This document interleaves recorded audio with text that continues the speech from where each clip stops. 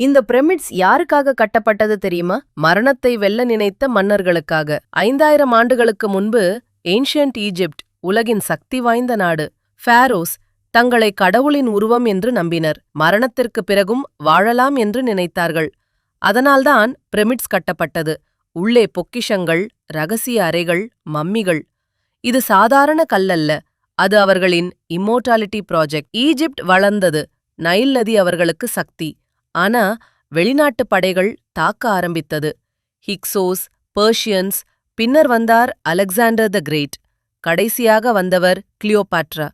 அவர் ரோமுக்கு எதிராக போராடினார். ஆனா 30 பிசியில் ஈஜிப்ட் சுதந்திரம் இழந்தது. இப்போ நாம பார்க்கிற பிரமிட்ஸ் ஒரு பேரரசின் கனவுகளின் சின்னம்.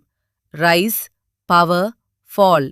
முழு வரலாறு தெரிஞ்சுக்கணும்னா ஃபுல் வீடியோ நம்ம யூடியூப் சேனல் ஆச்சரியக்குறி விசிட் பண்ணுங்க.